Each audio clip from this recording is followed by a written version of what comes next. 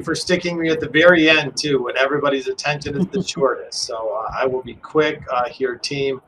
My purpose in this was simply the team reached out, Zoho team asked if I would go through and kind of share some of what we do and how we do. And, we use our system as I get into some of the automation. We use it a little bit more from an administration system, a little less of a sales system. We use it to push out a lot of information to our sales team, but it's kind of the brains behind the admin of our organization. So as we go through here, a couple cool things, a couple notes that I took from the team here. Chris, Arun was absolutely correct. I would definitely start with your reports, like just a single report. Analytics is kind of another spot to go. We struggled with that kind of early on as well. I know some of the email stuff came up. So for us, using it a lot from an email standpoint, we manage a couple different enrollment firms and agencies and kind of different pieces that we email from. So as I get into some of our templates and some of our kind of automation, you'll kind of see it's cool. We have the ability to, kind of mass email, and our automations and our workflows are coming from kind of team-based email addresses, right? So we're using 365 for our email stuff and all of our communications back and forth. A lot of these are just teams that will go to the proper folks in our organization that kind of help. So as we look at some of our workflows, I shared with the Zoho team, it was kind of difficult because I don't have like a production environment like they have that's, kind of got non-specific info. That's all of our clients' data. So shared, I couldn't get into a lot of sensitive stuff. We're in the insurance biz and a lot of protected information, but would be happy to kind of, peek behind the scenes into some of the automation that we have, just how we do it and what some of it looks like. So understanding that, again, this system is used by our team from a little bit of a sales administration maintenance. One of the automations and set of workflows I figured I would kind of share here to give everybody a feel for what we do. So number one, the data we take comes from enrollment systems, right? We're in the insurance business. We take insurance applications. We capture that information, and then we ultimately will import that into the contacts module within Zoho, and we have some of those unique identifiers set up because, again, we are kind of reselling and rewriting current clients. So, like Social Security is a unique identifier.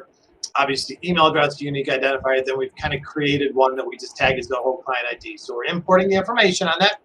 When we get the information in, so if you can imagine this, we have a contact view in the contact module that will filter it down. So we don't have to go in and kind of select, one record at a time. It's just we pop up the contact module. One of our team does it on a Monday, every Monday. So they're taking the data out of one system, they're importing into Zoho. And what it'll basically do is it'll give us this list of folks. And all we do is highlight the list and click a button, and everything else works, right? As we look at this was kind of brand new to us. I don't know any of you who've done workflows before. I thought this piece was kind of cool here when we went in and I started to prepare for this. I'm like, oh crap, they did another update to Zoho like they're always doing. So I was able to kind of look at this and kind of get a feel. I really appreciated this, but this is kind of the beginning of the workflow. So for us in the contacts module, again, we have a macro set. And so our folks will multi-select a list, they'll run the macro. And basically the macro is just changing one of these things. And it just really does this. It just changes a card type from like a blank to an ad. So it's not like doing something super special or super fancy. It's almost like clicking a button in the system. So it clicks the button. And assuming all of these things are met, right? We obviously have certain criteria within the system that we want to make sure are met so that we're not sending out like bad stuff, because we're kicking out like an agent's name to a client. So if somebody bought something from one of us, obviously as we kick out an agent's name, a service agent's name, we don't want that information blank or incomplete or nothing. So we've got a couple points of failure in here just in case something didn't import right or something didn't do right. We want to make sure that all these conditions are met. So assuming they're all met, and when we kind of run the macro and we click it, what will happen here is it will just run a couple email notifications for us. And I'd never seen this before, some of these stats and some of these kind of statistics here. So it'll send some stuff out to our agents. It'll send stuff out to our clients. I've never seen the bounced or the unsent or the whatever notifications, and I get to go in and clean up and figure out some cool stuff here. And then we also have a function built in to the system, and Zoho's done a really good job with making some updates to these. There's all these different modules, and they all do different stuff. And we're talking about like the cases and whatever. We have a module very similar to cases that, for us, as we create something, it's kind of creating like an affiliated record in another module, right? So all those things are going on when we click the button. And I'll get a little bit more into the configuration of what this is, kind of the nitty gritty. I'll show you guys what it looks like. So again, it's for us when we click that button, we run that macro. It's going to automatically just update something here for us. It's just a field update. You can do a bunch of field updates. Then it's going to send out some agent notifications and some client notifications. So as we look at that, what that is, I shared with you, we send these from different spots. I don't want this coming from my email address. I don't want this necessarily coming from one of our staffs. And begin, because it's basically an outside field organization that are not our employees or 1099 independent contractors. They're not in this system. So I can't have stuff coming from them to the client. So it comes from just a general mailbox, right? It's kind of a service mailbox.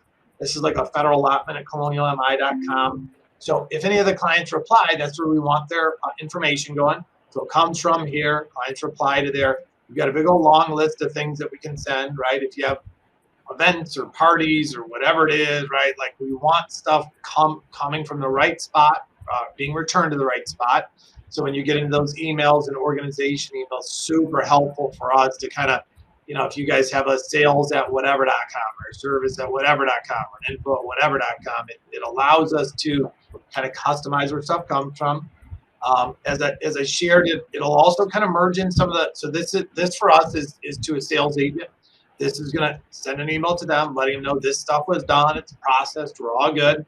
You don't need to do anything. Don't touch it. Just know that it happened properly. On the flip side of that, we have client notification. And here again, this is coming from a different spot, right? Different email address to the client than it came to the agent. And it's got a different email template. And so here it's, thank you for choosing us. And it's kind of telling them what's going to happen. Here's the process. This is what you need to know. And then here's your benefit counsel, right? So that's where the merge takes place. And that's why we've almost got that like default, hey, if it's broken, like fix it. And I'll assign a text for somebody to fix it. So that runs pretty good. And then our function is simply to create a billing service file that just lets us know that the thing happened, right? If you can imagine an ongoing transaction, it's important to know when that transaction was sent to the bank, what was included in that transaction. And for us, it's kind of like you think about insurance, it's just how much it costs. If I say, hey, we sent this notice over to the bank to draft $45 on this date. I may send them another notice in 2 more weeks to send a $50 draft, but you need the transaction history, which this does. From that, what we do at that point, right, we call this like a point of sale email, POS, right? So we sell the thing, it goes out, and from that point, we actually take a 45-day reminder that will do the same thing, right? So it's just, we don't know, unfortunately, from the bank until about 75-ish days out if money actually received or whatever. So then we send out a reminder to the client. And what you'll notice here is we actually do this from this rule is executed on a date, right? So what we say is we want this actual function, this actual workflow to go 45 days after the selection authorization date. It's basically the day they signed up for coverage. It's only going to happen one time.